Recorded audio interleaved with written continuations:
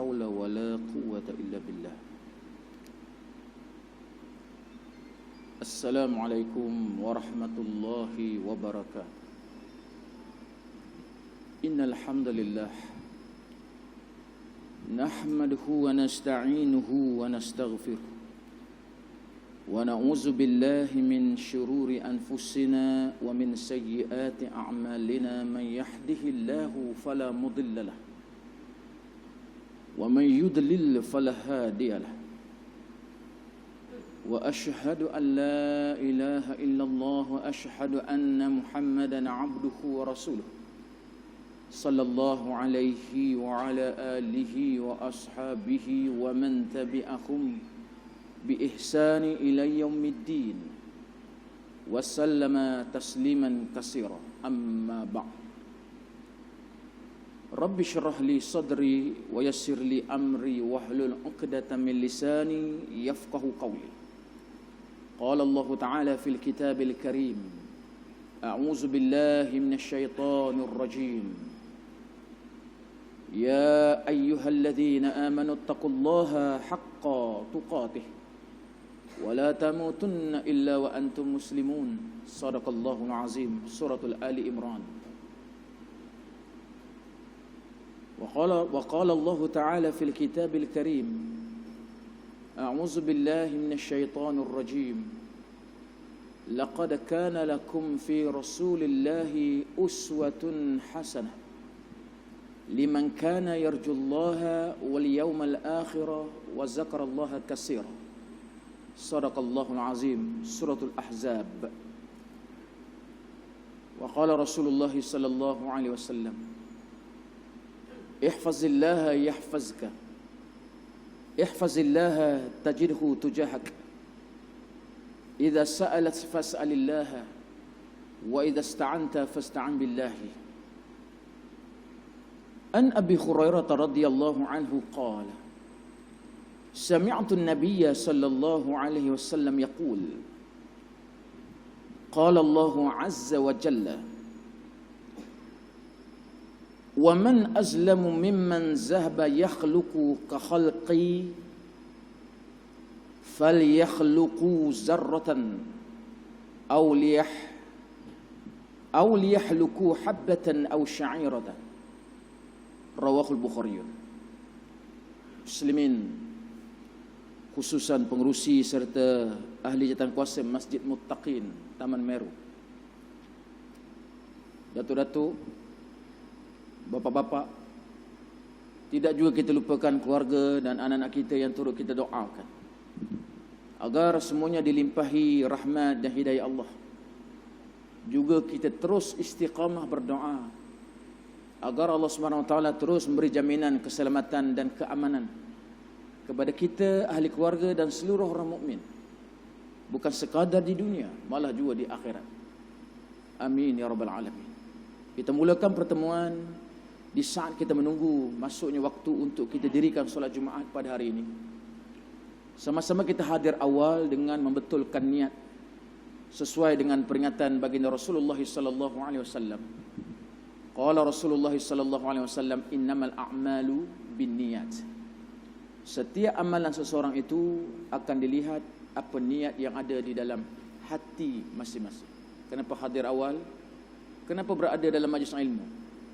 Kerana Allah Subhanahu wa taala. Untuk apa? Ibtigha mardatillah, mencari keredaan Allah Subhanahu wa taala. Maka sebab itulah seharusnya kita sentiasa peka apabila kita ingin melaksanakan sesuatu kebaikan, khususnya ibadah, maka sila jaga baik-baik niat yang ada di dalam hati masing-masing. Allah SWT juga menyeru kita semua dalam suratul Ali Imran ayat 102 yang bermaksud, wahai orang-orang yang beriman, bertakwalah kamu dengan sebenar-benar takwa. Jangan kamu semua mati, melainkan pastikan diri kamu benar-benar sebagai seorang muslim, yakni muslim yang bertakwa. Sepanjang hidup kita ini, wajarlah kita menghayati setiap peringatan Al-Quran dan juga seruan yang diberi oleh Rasulullah sallallahu alaihi wasallam.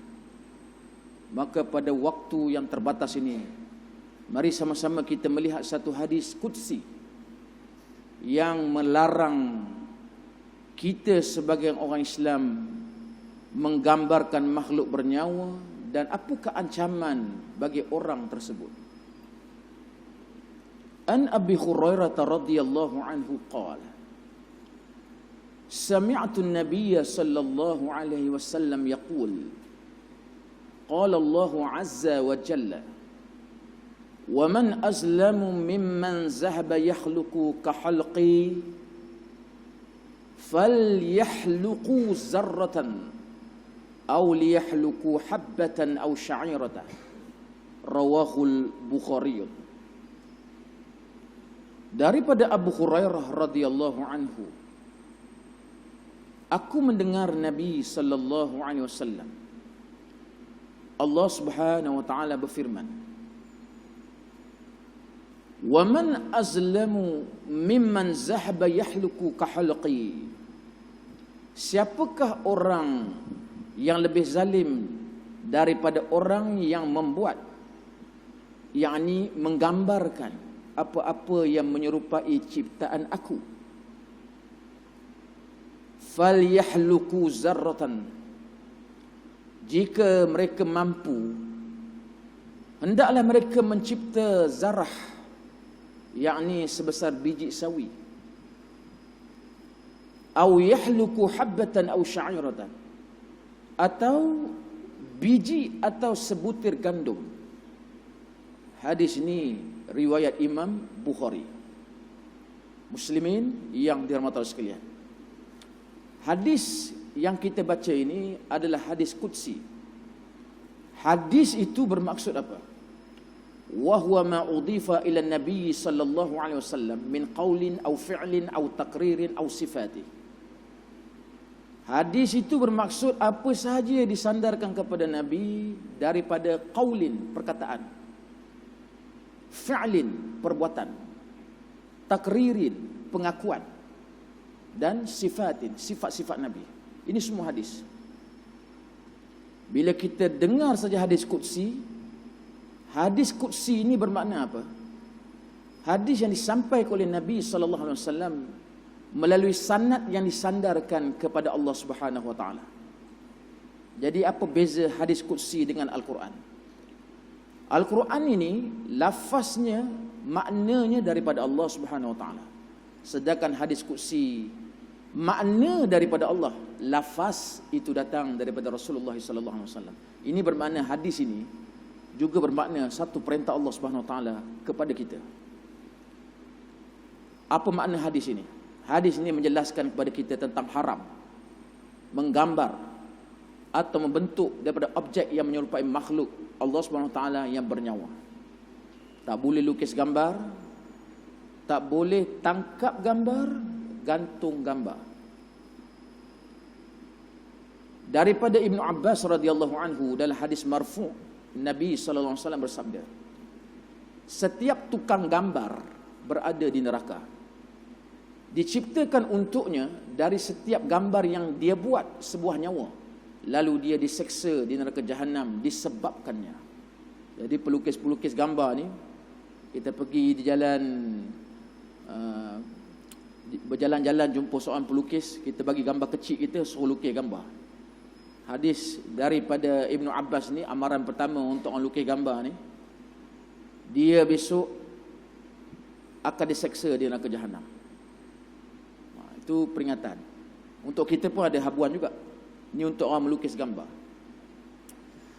Ibnu Abbas berkata, jika tidak ada jalan lain kecuali kamu harus menggambar, maka gambarlah pepohon atau sesuatu yang tidak bernyawa. Kalau kita nak hias rumah kita dengan gambar, nak hias juga, turunkan gambar-gambar makhluk, binatang, manusia. Turunkan, gantung gambar-gambar pemandangan, tepi pantai, sungai yang mengalir, pohon hijau. Kita bagi satu gambar di tepi laut di waktu senja, bagi pada seorang pelukis, saya nak gambar ni saiz begini. Suruh dilukis gambar. Laisa muskilah. Jadi hadis ini merupakan dalil haram menggambar sesuatu yang bernyawa, sama ada manusia maupun haiwan, ia memiliki bayangan ataupun tidak. Adapun gambar yang dimaksudkan di sini bersifat umum, sama ada berupa cetakan dengan tangan biasa, ukiran pahatan maupun patung yang dibuat dengan cetakan, semuanya haram belaka. Ada seorang bagi tahu saya, orang yang agak berkedudukan. Dia cerita masuk-masuk pintu pagar ada gambar orang berdiri, gambar patung budak bertelanjang depan rumah. Jadi budak ni lebih mengaibkan lagi, patung ni dalam keadaan bertelanjang sedang buang air kecil melalui pancutan air depan halaman rumah dia. Ni orang Islam ni. Jadi saya dengar dia cakap, saya telah pun menegur orang ini, terpulang pada dia. Ini contoh, walaupun tak letak di dalam rumah, di halaman rumah. Orang masuk aja halaman rumah dia, jumpa patung dulu di halaman rumah. Kononnya perhiasan. Sangat mengaibkan.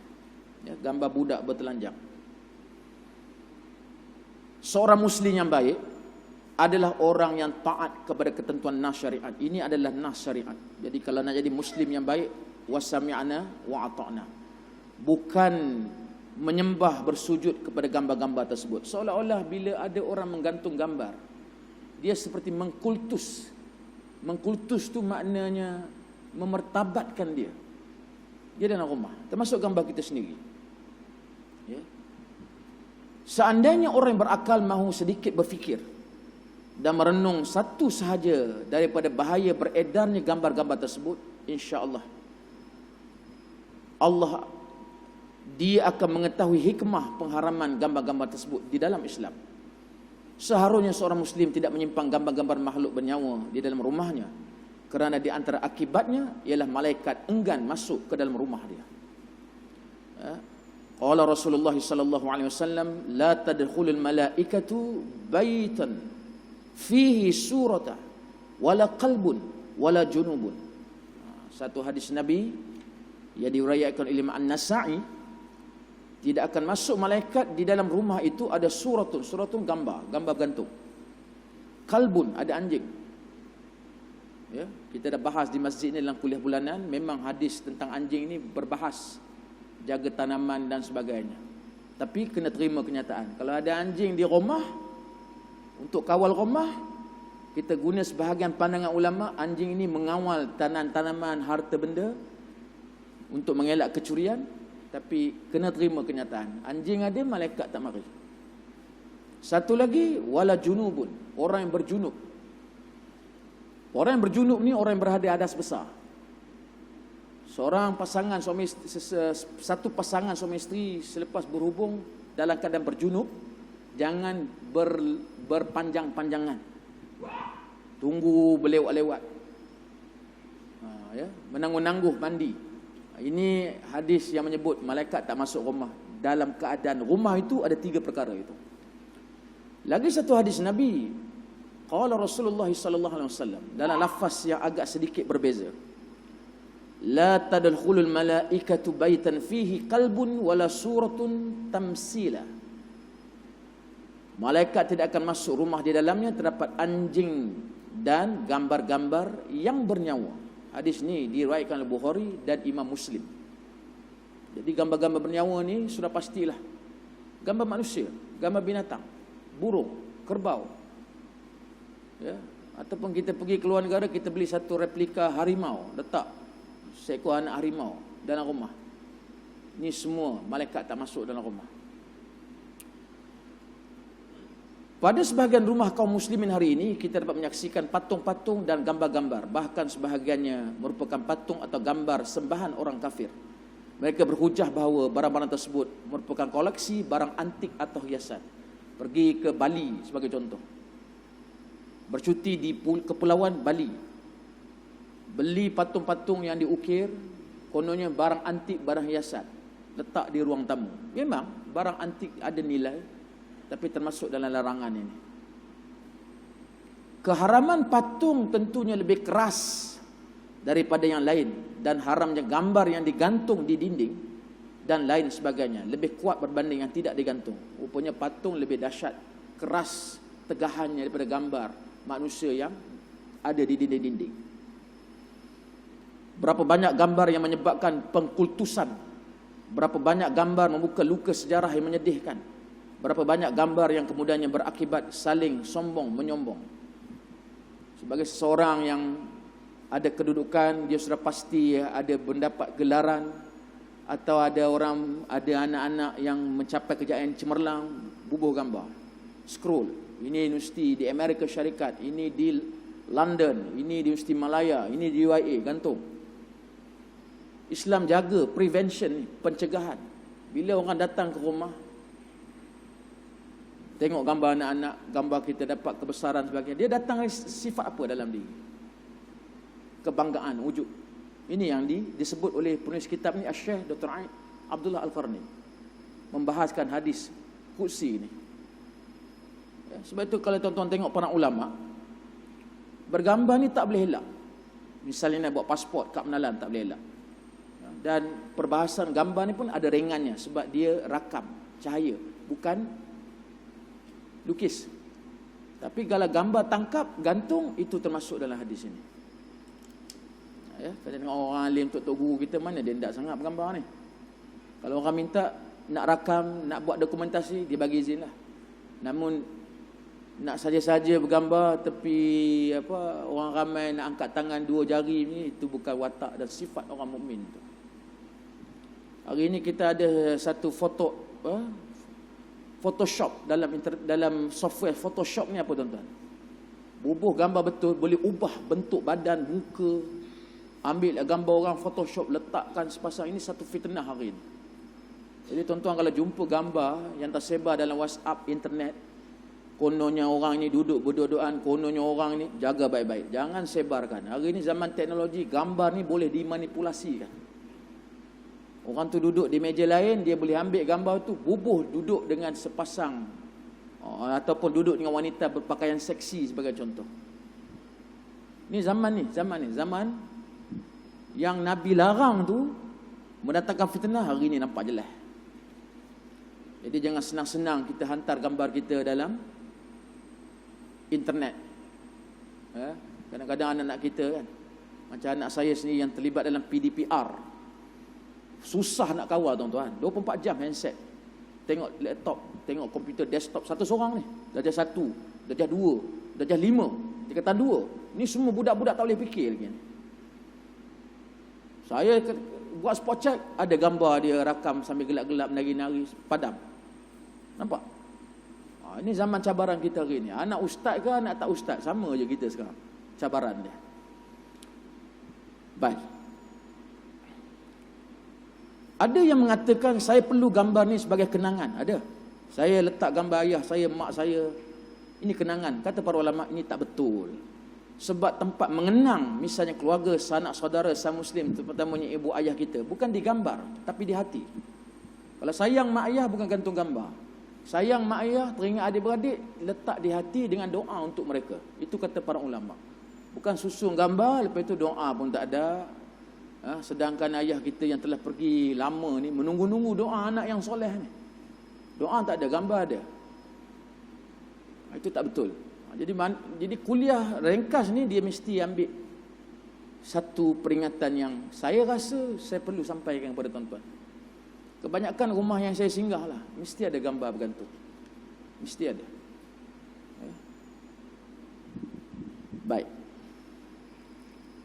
Bagaimana dengan gambar-gambar yang ada dalam buku dan sebagainya? Di sini para ulama mengatakan, gambar makhluk bernyawa yang berada, yang sukar dihilangkan dan tak boleh dikawal seperti dalam buku-buku rujukan, ini dimaafkan sebab dia bukan dipaparkan. Jadi kalau kita ada gambar-gambar yang kita rakam, album, bubuh dalam album, simpan. Nak tengok, buka. Dia syaratnya jangan digantung. Dibenarkan menyimpan gambar-gambar yang amat diperlukan, misalnya gambar kad kenalan. Ada juga sebagai ulama membenarkan gambar yang ada perkakas rumah, seperti kapet atas lantai untuk diinjak-injak dengan kaki. Kita beli lap kaki, adalah sikit gambar binatang, tapi untuk lap kaki, bukan tempat yang dimuliakan. Laisa muskilah. Itu sebagai ulama berpandangan begitu. Ya, saya nak ambil pandangan Syekh Al-Mubarakfuri yang saya catat di sini. Malaikat mana yang tak masuk rumah ni? Kata Syekh Al-Mubarakfuri, antara ulama besar yang mengarang kitab Sirah Ar-Rahiqul Makhtum. Ini satu kitab sirah yang terbaik yang diiktiraf oleh negara-negara Arab ya. Walaupun Syekh Abdul Rahman Al-Mubarakfuri ini bukan orang Arab, seorang alim daripada India, tapi diiktiraf sebagai buku sirah yang terbaik oleh dunia Arab. Ya, ada masa boleh panggil satu ustaz, habis mana-mana kitab ajar Sirah Nabawiyah Syekh Abdul Rahman Al-Mubarakfuri. Kata Syekh Abdul Rahman Al-Mubarakfuri ini, la tadkhulul malaikah. Tidak masuk malaikat ni maksudnya apa? Malaikat rahmah sahaja yang tak masuk. Malaikatul maut masuk. Nak cabut nyawa ni dia tak kira lah. Ya. Jadi kata Imam An-Nawawi, menurut para ulama, antara sebab yang menghalang malaikat masuk ke rumah, kerana gambar itu seolah-olah telah meletak menyerupai ciptaan Allah Subhanahu Wa Taala. Jadi kita seolah-olah ditempelak oleh Allah. Dalam hadis kursi yang kita baca tadi, Allah sebut dalam hadis ini, Allah berfirman, siapa yang lebih zalim ni?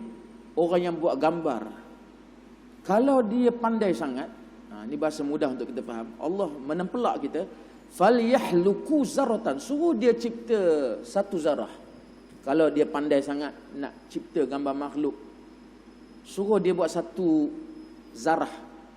Kalau susah sangat zarah ni, waliyahlukul habbatan, suruh cipta satu biji.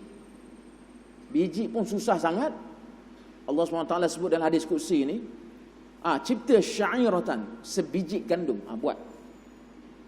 Ini satu tempelak Allah SWT kepada orang yang membuat perkara, melukis gambar, menggantung dan sebagainya. Ya. Ini disebabkan perbuatan meletak gambar itu merupakan maksiat, sebagai ulama kata amat keji, seolah-olah menyerupai ciptaan Allah Subhanahu Wa Taala. Ya. Baik, malaikat rahmah yang tak masuk ni, apa ruginya kita? Bila malaikat rahmah tak masuk, kita hilang dua perkara yang penting yang datang daripada malaikat rahmah. Kata Imam An-Nawawi, malaikat rahmah masuk rumah ni, dia memohon keberkatan kepada isi kandung ahli dalam rumah. Jadi kita tak ada lah doa malaikat yang bawa keberkatan. Yang kedua, malaikat rahmah masuk rumah, dia meminta keampunan untuk penghuni rumah itu. Jadi hilanglah dua perkara penting bila malaikat rahmah tak masuk dalam rumah, iaitu doa keberkatan, murah rezeki, kelapangan, dan juga kehilangan doa keampunan yang didoakan oleh malaikat rahmah itu. Ya. Dan para ulama berbahas, ya, malaikat rahmah ni dia juga dikatakan melakukan solat di dalam rumah. Dan dia melindungi rumah dari gangguan syaitan. Ini boleh dilihat dalam syarah Imam An-Nawawi dan Muslim. Itu besarnya peranan malaikat rahmah ini di dalam rumah kita. Jadi kesimpulan, ya, ada beberapa minit lagi sebelum kita berhenti untuk beri laluan pada azan, maksudnya waktu untuk menunaikan solat Jumaat. Apa beza kita dengan orang yang mendengar dan orang yang tak dengar? Ada ramai yang tak dengar ni. Beza orang yang mendengar dengan tak mendengar ialah kita mendengar, kita tahu, dia tak dengar, dia tak tahu. Itu beza secara zahir. Tetapi akhirnya dua-dua ni sama aja. Kenapa sama? Sebab bila yang mendengar dan mengetahui tidak beramal, maka siapa yang mendengar, memahami, faham, tidak beramal, dia seolah-olah sama seperti orang yang tak hadir. Namun orang yang mendengar, yang faham, ini lebih kuat kesannya ditempelak oleh Allah Subhanahu Wa Taala sebab dia telah pun mengetahuinya. Itu sebab saya ingin menegaskan, amat berat untuk kita menyampaikan pesanan ini. Tapi Rasulullah SAW mengingatkan kita. Qala Rasulullah SAW, qulil haq walau kana murra. Katakan yang hak walaupun pahit. Kalau saya pergi rumah abang saya akan tarik abang saya, cakap elok-elok dengan dia. Sampaikan. Ballighu anni walau ayah. Nabi pesan, sampaikan daripada aku walaupun satu ayat. Pergi rumah kakak saya bagi nasihat. Pergi rumah rakan sahabat karib saya, dia jamu makan minum, tak apa. Makan, minum. Ya, lepas kita dapat rentas negeri ni, boleh ziarah, boleh belaka. Di hujung-hujung nak balik itu, kita sentuh sikit. Dia tak perlu nak jadi ustaz baru nak menyampaikan kuliah. Menjadi orang yang disebut oleh Nabi, ballighu anni walau ayah, sampaikan daripada aku walaupun satu ayat. Bayangkan, soal menyampaikan itu kita dapat habuan besar di sisi Allah. Bila orang itu berubah, tidak semena-mena dengan nasihat kita yang singkat. Perubahan orang ini akan merubah sanak saudara, anak-anak dia, maka itu saham akhirat kita. Bukan mudah tuan-tuan nak buat kerja-kerja macam ni, tapi kena ada satu keyakinan, ilmu yang benar, supaya kita dapat melaksanakan dengan baik. Jangan sembrono sahaja. Ya, sebab ini yang disebut oleh Al-Quran kepada kita dalam suratul Ahzab ayat 21. A'udzubillahi minasyaitonir rajim. Laqad kana lakum fi Rasulillahi uswatun hasanah liman kana yarjullaha wal yawmal akhir wa zakarallaha katsira. Sadaqallahul azim. Suratul Ahzab ayat 21, yang bermaksud Allah SWT berfirman, dan pada diri Rasulullah SAW itu ada apa?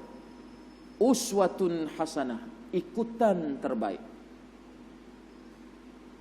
Kepada siapa? Liman kana yarjullaha, kepada sesiapa yang nak mencari pahala, wal yaumal akhirah, sesiapa yang selalu ingin mengingati hari akhirat, wa zakarallaha katsira, kepada orang yang selalu mengingati Allah, maka contohilah, ikutlah, dengarlah apa yang disampaikan oleh Rasulullah sallallahu alaihi wasallam, terutama hadis qudsi yang sudah pasti kita diberitahu lafaz itu hanya Rasulullah, tapi makna itu datang daripada Allah Subhanahu wa taala.